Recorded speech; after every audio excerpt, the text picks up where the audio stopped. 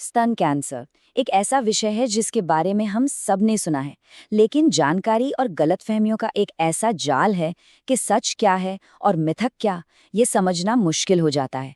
तो आज हम इसी उलझन को दूर करने वाले हैं। हम विज्ञान की नज़र से देखेंगे कि ये बीमारी एक कोशिका के अंदर शुरू कैसे होती है और इससे बचने के लिए स्क्रीनिंग इतनी ज़रूरी क्यों है। ये सब कुछ एक बहुत ही बुनियादी सवाल से शुरू होता है। आखिर ऐसा क्या हो जाता है कि हमारे शरीर की अपनी ही एक कोशिका, हमारी अपनी ही एक सेल बागी हो जाती है? यही वो सवाल है जो हमें कैंसर की जड़ तक ले जाएगा।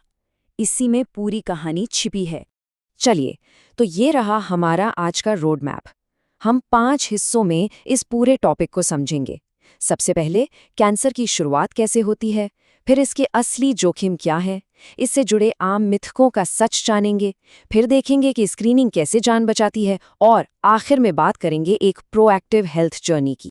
तो सबसे पहले हम चलते हैं उस जगह पर जहां से ये सब शुरू होता है, एक अकेली कोशिका के अंदर। सोचिए कि हम एक 3D एनिमेशन के जरिए एक सेल के भीतर झांक रहे हैं, ये समझने के लिए कि गड़बड़ असल में शुरू कहाँ से होती है। इससे पहले कि हम आगे बढ़ें, एक सीधी साधी परिभाषा को समझना बहुत जरूरी है।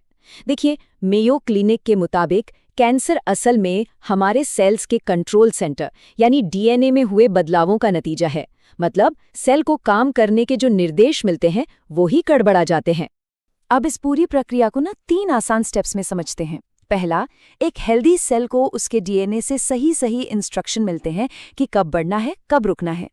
दूसरा, डीएनए में एक छोटी सी गड़बड़ी, जिसे म्यूटेशन कहते हैं, हो जाती है।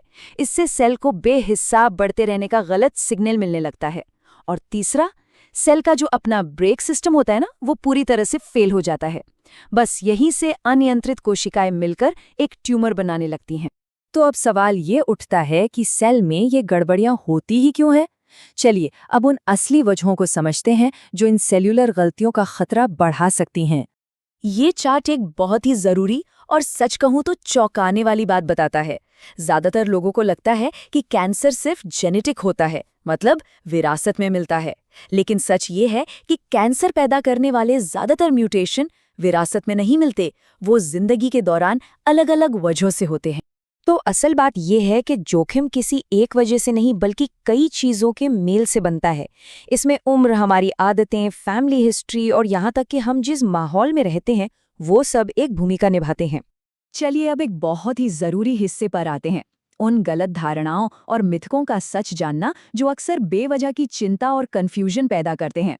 ये सबसे आम मिथकों में से एक है और शायद सबसे खतरनाक भी। बहुत से लोग इस पर यकीन कर लेते हैं कि अगर फैमिली में किसी को नहीं हुआ तो उन्हें भी नहीं हो सकता। और सच ये है कि स्तन कैंसर से पीड़ित ज्यादातर महिलाओं की कोई फैमिली हिस्ट्री नहीं होती। ये फैक्ट इस बात पर जोर देता है कि सिर्फ फैमिली हिस्ट्री न होने से निश्चिंत नहीं हो जाना चाहिए। स्क्रीनिंग सभी के लिए जरूरी है। अब ये अगला मिथक तो उसी तकनीक के बारे में डर पैदा करता है जो बीमारी का जल्दी पता लगाने में सबसे ज्यादा मददगार है। ये डर लोगों को एक बेहद जरूरी जांच से दूर रख सकता है। सच्चाई ये है कि आज के जो मॉडर्न मैमोग्राम्स हैं उनमें रेडिएशन का लेवल बहुत ही कम और पूरी तरह से सेफ होता है।